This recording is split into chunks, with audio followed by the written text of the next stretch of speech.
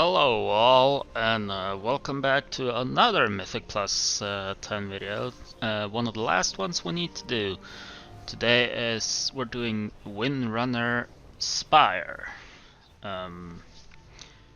which is a really fun one if you're a lore nerd. I'm kind of a lore nerd. I'm not as big of a lore nerd as say someone like Novel, but I'm a pretty big lore nerd. I followed Warcraft story since I played Warcraft 3 when I was very young, so that's kind of what got me into Warcraft in general. So yeah. So anyway, we're getting into the dungeon here. I think everyone else was already here when I got here, so I don't have to fly to dungeons anymore after doing these, so yeah, just getting my food buff. I still have a weapon buff from the day before when I did these, so I don't have to put that back on. On another note, I also got my Glory of the Delver achievement today, so that's pretty cool. Now working on the tier 11 healing achievement. So yeah, here we go. The first pull in this dungeon can be kind of dangerous, depending on the group. 4, 3, 2, 1. Because there's a big room here with a lot of mobs. I could have sprinted forward, but I wanted to give the tank a bit to do his pulling thing before starting blasting. There's a couple of interruptible mobs which I really should have focused, but I started focusing the mobs that put up the the shield barrier, which when mobs stand in those, they go completely immune to all damage. So yeah.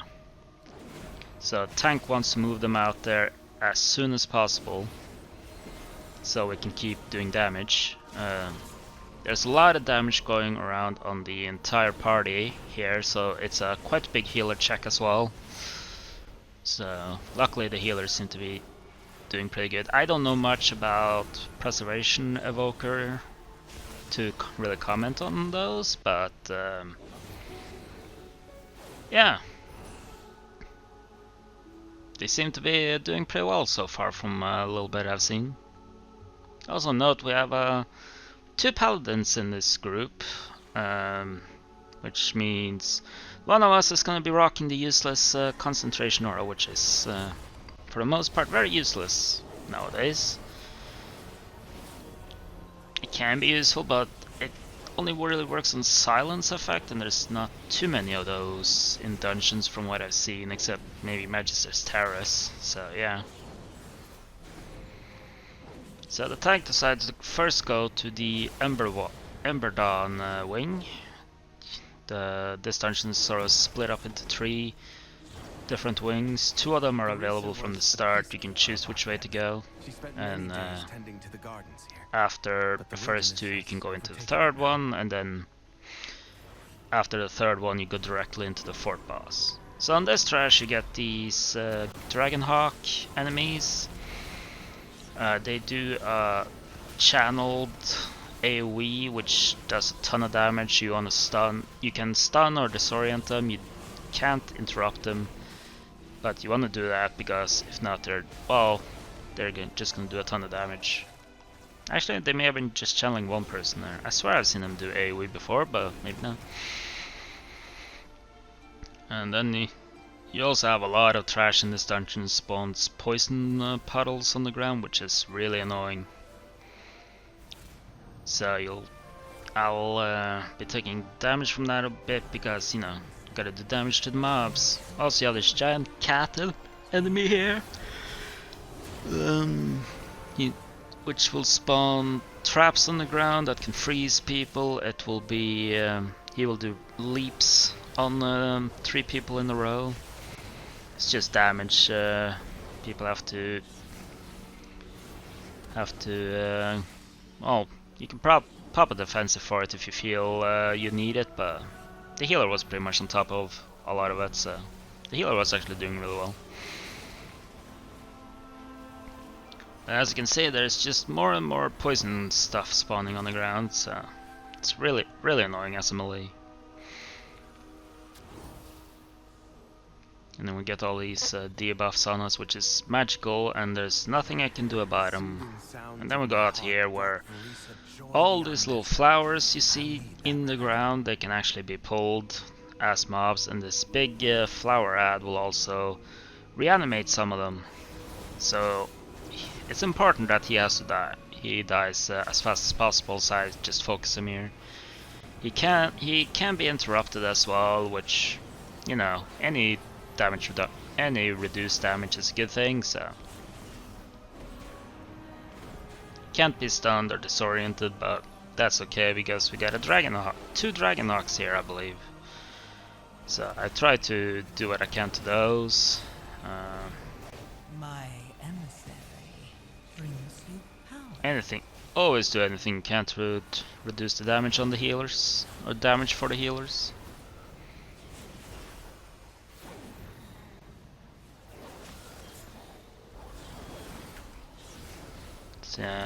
After this trash will be basically going straight into the boss.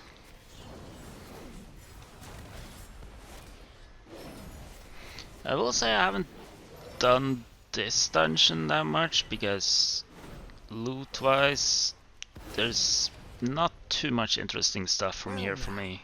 That dragon hawk seems to have stolen my heart. She won't let you close without a fight. So here we are ready for boss. We pull it instantly, pop everything just to get some damage out early, because this boss gets messy the longer it stays alive. You see a ring on me, that's gonna spawn a void flame void zone on the ground, which will start throwing out fiery tornadoes in the second phase. And in the second phase, there's wind all over the place, which pushes you, and the boss turns around randomly to do a breath. Which is really annoying because he kept turning towards where I was standing. I really got annoyed by this boss.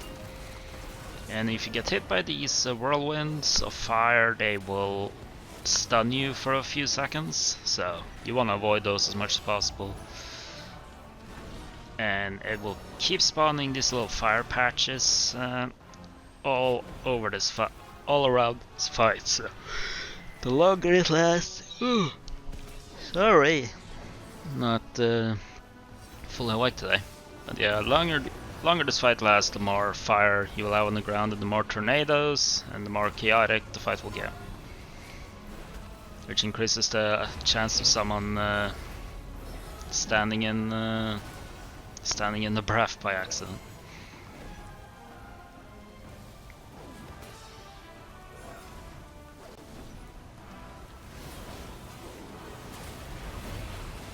I was dropping a little low there, so I popped my cooldown just to be safe.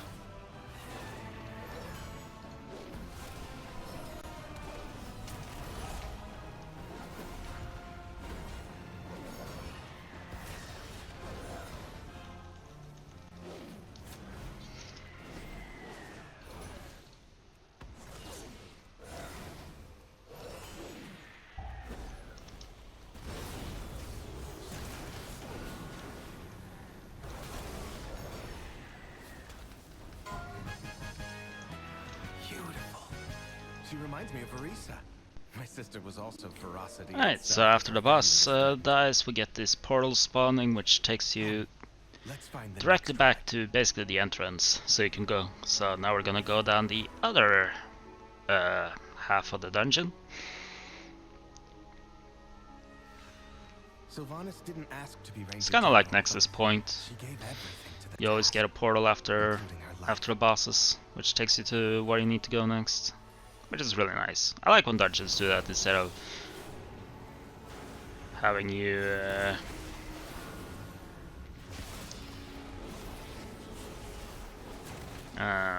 yeah, stop you from having you run back all the time. She trained with a bow gifted by our mother. Undead fanatics have invaded to loot it and anything else that belonged to her. Now we're going into this pull, which has this Banshee enemy, which are really dangerous if not focused.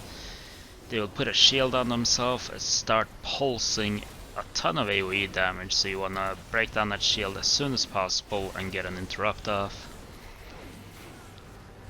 So I'm fully focusing that every time I'm in this dungeon. But also you got the poison puddles back on the ground.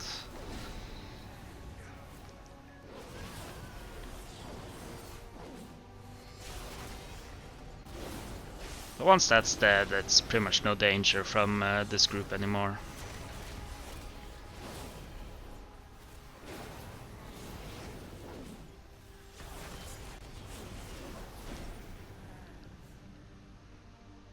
I do love that you can jump down these stairs and they're not like artificial walls. So many places to put artificial walls so you can't jump down. Yeah, like an abomination here, but I'm gonna be honest, I have no idea what he does. I think he does like a frontal or a knockback on the tank, because it looked like the tank got punted there. And then he pulls all of this, which means we have another Banshee ad, so I pop my trinket for this one, just to be safe. Even though I didn't have my cooldowns up, because the AoE was about to start. So it takes a while before the shield to go down, but luckily the healer is very much on top of things. And I wasn't even standing close enough to interrupt. That's the thing with Rat Paladins, they are very easy to stand out of range and from normal melee range and still do a ton of damage. I do believe this is my low point of the dungeon coming up. Yeah, we're getting that shield, so I'm fully focusing now right now. Which causes me to basically die. And I was considering releasing here, but we're right in front of the next boss, and it's kind of a long way to run back at this point, so I wasn't sure. Well, the mobs looked pretty low, so I was like, I might as well wait at this point. And then I get rest, but I don't see the void zone, and I get rest instantly into the void zone. I barely noticed it now on watching this back, but yeah, it was really annoying because at the in the moment I did not really notice it, so.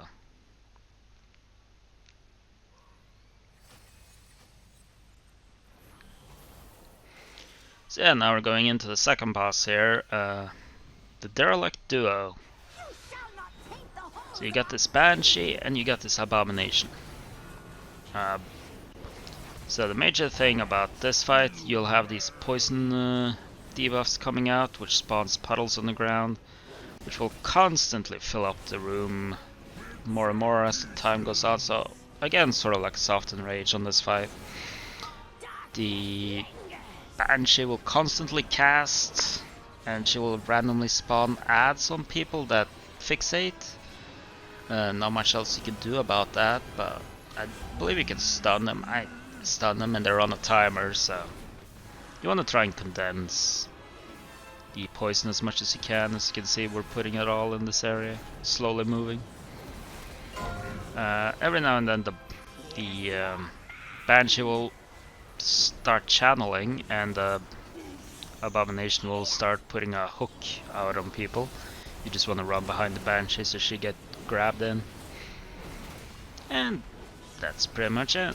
Very simple boss. And once one of them dies, the other one gets enraged. So you want to try to keep the HP kind of equal. I normally focus the Abomination, but if I see other people blasting into it and doing a lot of, and the other one getting way back, I usually swap. Like here, I'm on the Banshee now. That's the first time I actually saw the ads personally, so I was like, oh yeah, the ads are a thing. I don't do this dungeon much anymore, it's kind of meh. Sylvanas was sometimes vain. I mean, it's fun, but it's like, I only really went there to get the plus 10 done. Come, we have one more relic to find.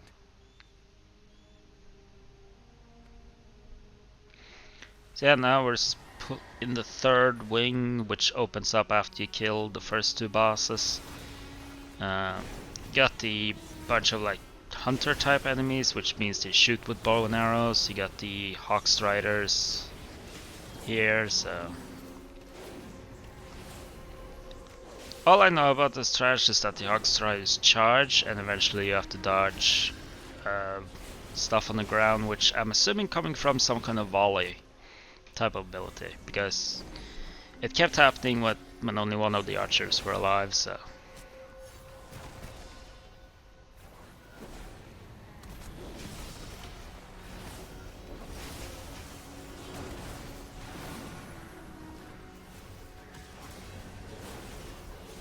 My emissary brings you power. Take it.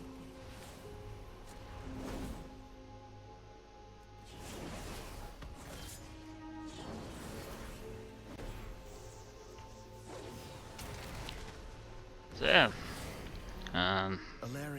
not much else to say about this area. The trash is pretty. For good reason. Trash is pretty simple in this area. Not much really happens here.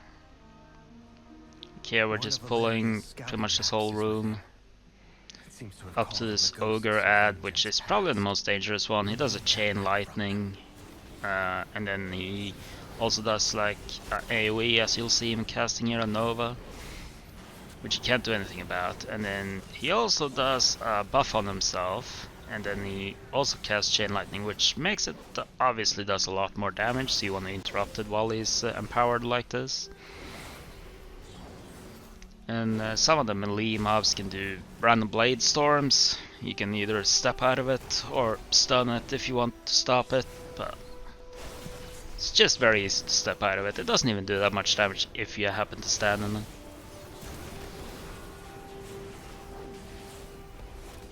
My emissary brings you power. Take it.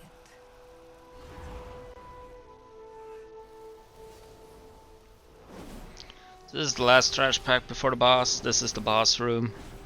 So the boss will spawn right after we kill this trash. Which is pretty much the same as the previous trash pack. You got the ogre and the blade storming orcs. It's really cool how all this dungeons enemies are basically old memories in a way. In a way, all the mobs, or most of the mobs, are either enemies from memory like this, or they're just creatures that have invaded the spire, which is kind of cool. So here's the boss. He's like an old orc warrior that the Windrunner sisters once fought against. Specifically Alaria, I think. So it does leaps like this, which causes a lot of crap to fall down on the ground, and after the second one we'll all get these debuffs, which we have to stack up in order to avoid being feared. At 66 and 33% he basically does a shield wall and also starts spamming whirlwinds and following people. Now this will last until you kill all the ads that spawn here. The ads are basically the same as the trash. You got the big ogre and the small little orc fellas. So you just want to kill them as soon as possible. Well, anyone fixated by the boss just have to kite him around for a bit.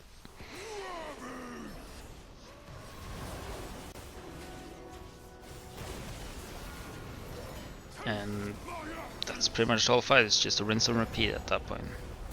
I got the thing on me here. I popped a cooldown just to be safe because I didn't know how much damage I was gonna do.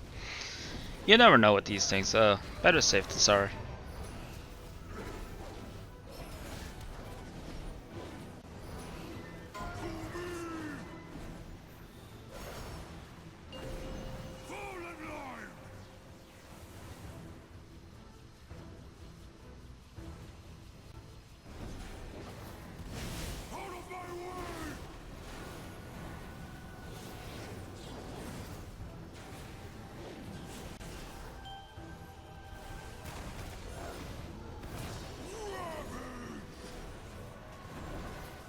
So directly after this, once the boss dies, we can take the portal up to the final boss.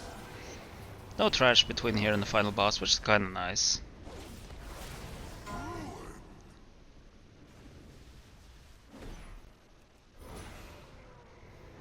The boss is getting pretty low here. I popped my cooldowns just to kill it faster because we do have a bit of RP before the final boss, so my cooldowns can come back. I like having 30 seconds cooldowns, it's very convenient for dungeons. Yeah, now we're at the top of the spire. I'll use these relics to return peace to the spire. Perhaps then my sisters will return to me. There! The restless heart that haunts us. Please, lay it to rest. So now we pulled the final boss, so gonna pop everything just to kill it faster. And the faster stuff dies, the better. So she spawns these void zones on the ground. You wanna avoid those, which also leaves these arrows behind. You wanna not touch the arrows if possible. Just let the healer deal with the debuffs for now. Once this happens, boss goes across the room, and then this giant void zone will slowly start going out towards the room. Or wave, I suppose, it's not a void zone. And then you want to step on the arrows to go above it. If you get hit by it, you get stunned. If you have an immunity or AMC or some AMS or something, you can avoid it, but so it's convenient to do that at least once. And then you see these debuffs we get on us. You want to stand on top of these electrified zones left behind by the arrows, which is one of the reasons why you shouldn't just take arrows willy-nilly, because they leave behind debuffs on the ground. Now the boss will target a specific person and just blast them with damage for a bit.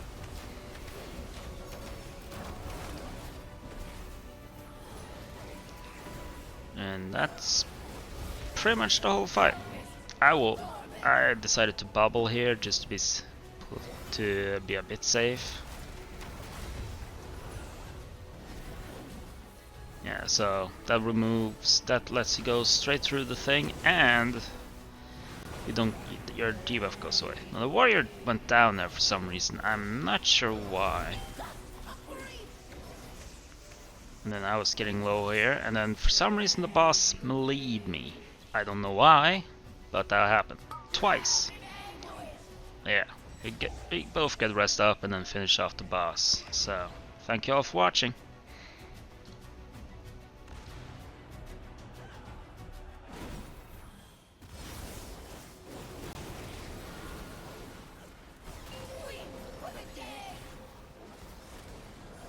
A willing sacrifice has been prepared.